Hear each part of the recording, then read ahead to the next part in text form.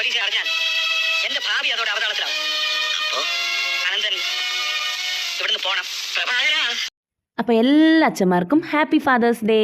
അപ്പോൾ ഇന്നത്തെ ദിവസം സ്റ്റാർട്ട് ചെയ്യുന്നത് ഇഡലിയും ചിക്കൻ കറിയും കഴിച്ചുകൊണ്ടാണ് കേട്ടോ.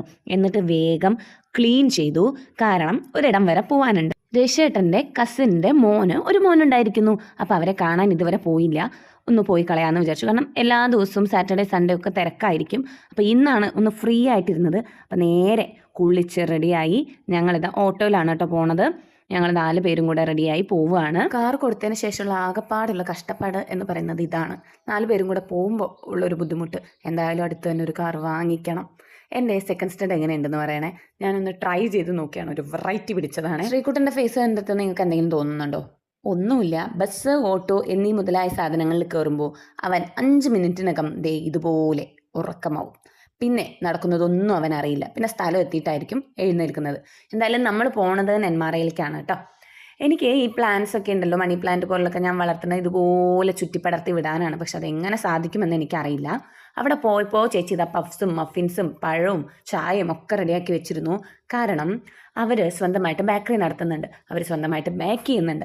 അപ്പോൾ ഞാൻ അതൊക്കെ ഒന്ന് കാണിച്ചു തരാമെന്ന് വിചാരിച്ചു. ഇതാണ് അവരുടെ ബോർമ എന്ന് പറയുന്ന സംഭവം. ഇതുപോലെ 3-4 എണ്ണം ഉണ്ട്. അപ്പോൾ ഇതാണ് അവർ ബേക്ക് ചെയ്ത് ഉണ്ടാക്കി വെച്ചിട്ടുള്ള ഐറ്റംസ്. ഇതൊക്കെ അവർ തന്നെ സ്വയം ഉണ്ടാക്കണതാണ് കേട്ടോ. എന്നിട്ട് ഈ നെന്മാറയിലുള്ള ഒട്ടുമിക്ക ബേക്കറീസിലേക്കും പ്രൊവൈഡ് ചെയ്യുന്നത് ഇവരാണ് കേട്ടോ. അങ്ങനെ ഇതൊക്കെ കണ്ട് ആദ്യമായിട്ടാണ് ഞാനിങ്ങനെ ഇതിൻ്റെ ഉള്ളിലൊക്കെ വീഡിയോ എടുക്കുന്നത്. രുചി ബേക്കേഴ്സ് എന്നാണ് പേര്.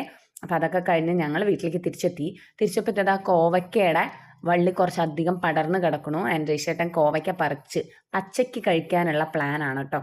അതിൽ 1-2 എണ്ണം ഞാനും കഴിക്കാനായിട്ട് നോക്കുകയാണ്.